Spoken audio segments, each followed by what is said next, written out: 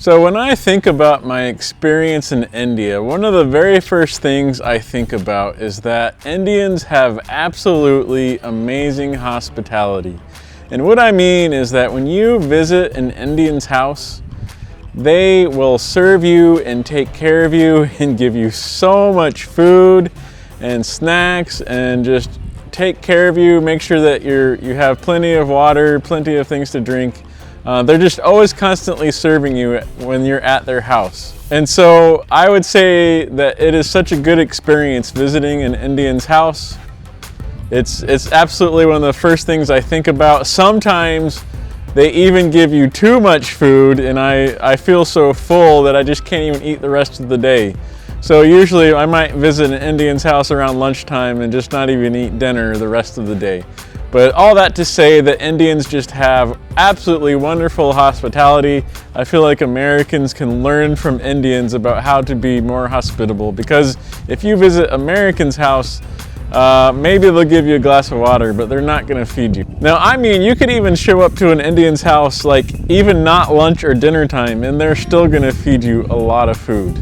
So hi guys, if this is your first time here, my name is John and I've lived in India for over 11 years, and I want to tell you about my experience in India. And I first want to say that it is an overall very positive experience. Now, some people might ask me, is India a safe place for foreigners? And I would say yes, as long as you are careful. I would say the most dangerous thing that has ever happened to me in India is that my smartphone was stolen from me in New Delhi. And I would say it was my fault because New Delhi it's a very big city and it can have a lot of dangerous areas. I was in a dangerous area and I was not taking care of myself, and I had my smartphone in like this really big pocket where it was really easy to steal. And these children came acting like they were pushing each other, which caused me to put my hands out like this, and while I did that, someone behind me came and stole my smartphone. So I would say that was one of my most negative experiences I've had in India.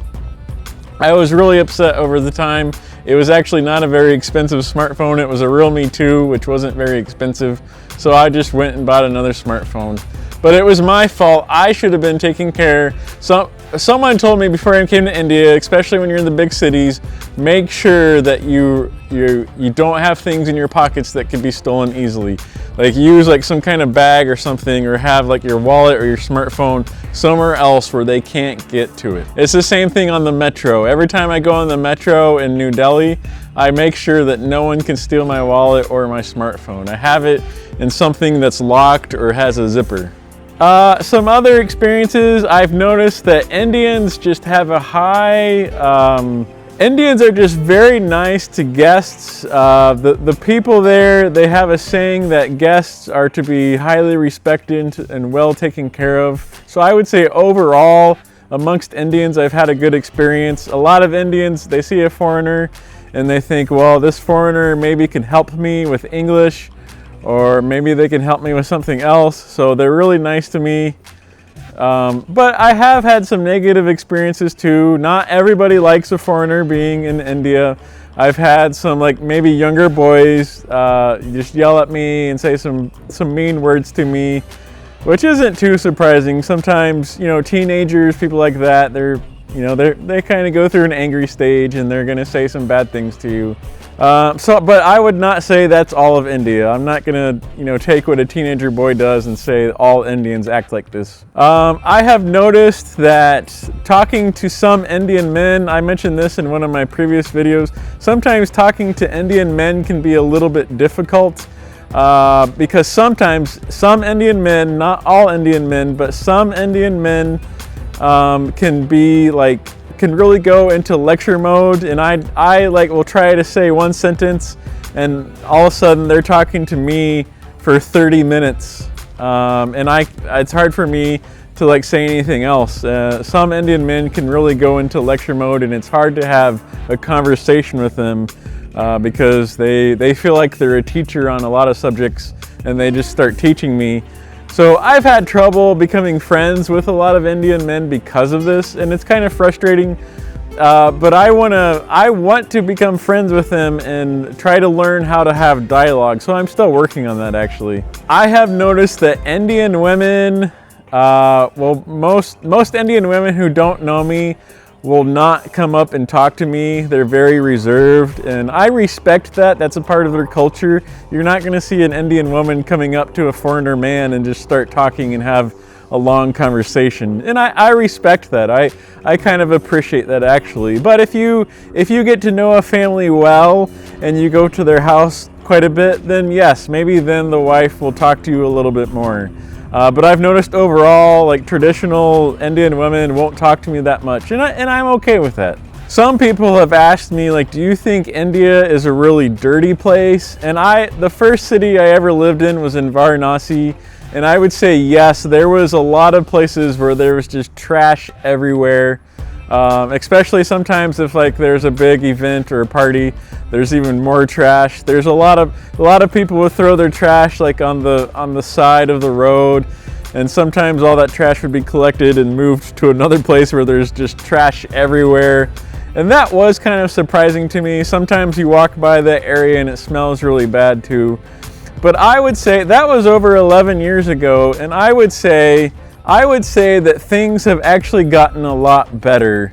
Now there's more like trash bins where you can throw your trash in, and there's actually vehicles that come by. At least where I live now, vehicles come by and actually pick up the trash. You can pay like 100 rupees every month.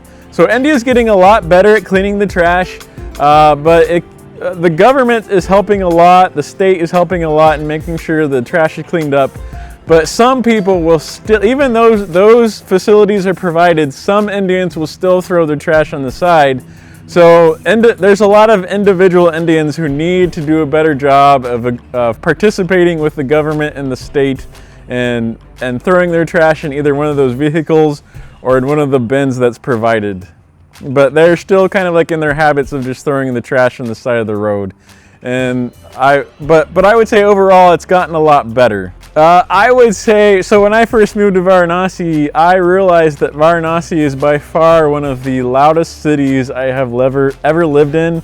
There's lots of Hindus there, and it's a very religious place. There's many Muslims, and there's a lot of Buddhists, and there's even some Jews there also. And so you're going to hear a lot of religious activities going on all day. There's so many bells. There's always some kind of like worship service going on. There's temples everywhere. And so you're going to hear noises here and there all the time. Traffic is very loud. There's always people honking their horns, which in America we don't honk our horns that much, only when we're really upset. But traffic in India, there's people honking their horns all the time. So it's a very, very loud place, which for me was very difficult to adjust to. But after some time, I adjusted to it. I got used to it. I actually do kind of appreciate there's a lot of noise, because I like knowing that there's just people around me and there's life. You know, there's things going on. Sometimes villages or whatever can be a little bit too quiet and a little bit boring. But sometimes the noise can be a little bit too much, and I enjoy going to the village, which is nice and quiet. Also, I would say for me, the experience with driving was a little bit overwhelming. I love that India has public transportation. We don't have as much public transportation in America as we do in India. Like, in India, you can get in an auto, you can go by train to different cities and just take rest, lay down, go to sleep, and then all of a sudden you wake up and you're in your city. That's wonderful. I love that. I love that you can easily get in an auto in their city and go somewhere. Like, I don't really need a car. I've never had a car in India, and I don't need one, and I kind of like that. There's public transportation everywhere. You can also get a taxi using like your app. So like there's Ola, you can use your app and get a taxi easily. So I really do appreciate that, but I would say being on the road in India is a little bit scary for me, because in America there's so many rules. And everything is like not neatly polished. In India, I feel like the driving is a little bit more crazy. You're just gonna have cars going everywhere. You have all kinds of animals like cows and bulls and dogs. You also have like buffalo and just cars going all kinds of different ways. You have autos, everyone's honking their horn. and you just don't have as many rules, so it can be a little bit scary for me. I have adjusted to that as well. So now it's not as scary for me as it used to be. I love Indian food. At first, I liked things like chicken tikka masala and naan, but I have learned and I have grown to love other meals, like even veg meals. Like, you know, I'm American, so I like to eat meat, but I have learned to just, I have grown in loving veg food also. Like palak paneer is one of my favorite meals. And I thought at first I would hate palak paneer because I don't like spinach and I don't like the mixture of spinach and cottage cheese. I thought that was such a strange mixture. But I now love palak paneer. I love chola bhatura, or some people call it chole bhature. I love like those little soy chunks, and put that in like some rice and with some other I love soy chunk meals as well. It's not really meat, but that's fine. It tastes really good. I love egg curry, all kinds of curries. I love all the different kinds of flatbread. I used to love naan the most, and I probably still do, but I love roti, paratha, rumali roti. Like those are all it's all neat how many breads they have. So I love most of Indian food. But I have to admit, there's some Indian food I don't like. Like I don't like if it's just a regular vegetable just fried up with some rice or flatbread. For me, that's not enough. Like there needs to be more than that. And so I really don't like, I guess the British call it brinjal. We call it eggplant. I don't like eggplant. I don't like cauliflower. Or there's a lot of, I do like bitter gourd. Actually, a lot of Americans don't like bitter gourd, but I like bitter gourd. The way my wife makes it is so good. But yeah, there's a lot of vegetables that I don't really like, and I don't like the meals that are just like too simple, where it's just like a vegetable and some rice or flatbread. To me, there just needs to be something else. But I love all paneers. Actually, I mentioned palak paneer, but I just love paneer. It's good for you also. And even rice and lentils, dal chao. I thought I would not like lentils. To me, lentils has always seemed like something boring, but I love dal chao, which is good because that's what a lot of Indians eat. So I'm also married to an Indian who's from Uttar Pradesh, and her family has been so welcoming to me. They treat me so well. I just love having Indian in-laws and a sister-in-law also. They're just so nice to me, and they always treat me so well. My father-in-law is always bringing like samosa or some kind of sweet, like almost weekly to me. And he really helps me out a lot, because even though I've been there for a while, there's still some things that I'm not that great at doing, or it's better if an Indian helps me. So if I ever need help, my father-in-law he's always there to help me. He's making sure that I'm well taken care of, and his daughter is taken care of also. But he's a very helpful person. My mother-in-law also, they love taking care of our son Asher. They really take care of him, and they love him as well. And then it's great just having a sister-in-law. She speaks both Hindi and English, and I can talk to her, and she always enjoys coming over to her house and just getting to talk with me, and we play games together. And it's been a great experience having an Indian family. But yeah, like I said, one thing that surprised me about India is just all the different kinds of animals that are going around. Like there's cows in the city, which was really shocking to me at first.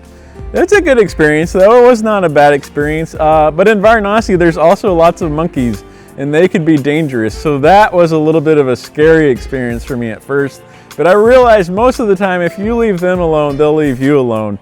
Every now and then I saw a monkey attack somebody, so that could be kind of scary. One thing about India also, going back to, is it dirty? Well, sometimes when it rains, they don't have like the best system to help drain all of the rain. So the rain really accumulates really fast, and then you have like animals everywhere. That water can get really dirty really fast. And my first time in Varanasi, the Ganga River actually flooded, and there was just water everywhere, and it was really dirty. So that was kind of a bad experience for me. We actually couldn't even travel by auto. We actually had to travel by boat, which was actually kind of a fun experience. But yeah, all that dirty rain, that can be difficult at times. You really got to be careful with that. And I thought wearing a raincoat would be a good idea in India, but it's too hot for raincoats. But I've also loved just traveling India. What's so neat about India, even a place like New Delhi, has a lot of modern type places, right? You can go to a restaurant, you can go to some kind of like cafe, and they'll have like, they have Wi-Fi, they have internet. It's just like in America. You have like a lot of modern type places you can go to, and there's so many like historical sites also. That's what I love about India. Like you can go to like a cafe for a little bit, or maybe even to the zoo, but then you can also go see a palace that's really, really old, hundreds of years old. And so I love that about India as well. There's like so many neat places to see.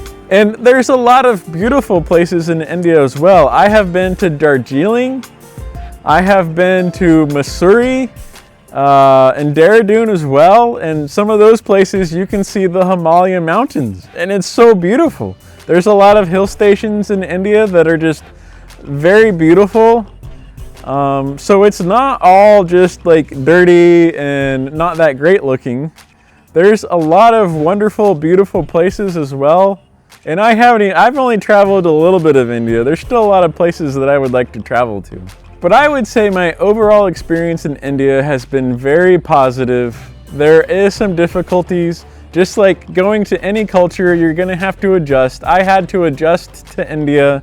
I went through culture shock, and it was difficult for me to live in India for about 2 years, but then I finally got used to the culture and was able to accept the culture. So, and one thing I really love about India, it's actually a lot cheaper to live there. Transportation is very cheap. Food is very cheap, groceries are very cheap. Rent, I pay rent, and rent is very cheap there, so I like how everything is so much cheaper there. America, everything is so expensive. So that's one thing I definitely like better about India. So that's all I'm gonna mention for now. If you have any questions, put them down in the comments. Please leave a like if you like this video, and make sure you subscribe if you're not subscribed. Watch my other videos about India. Bye bye, Dosto.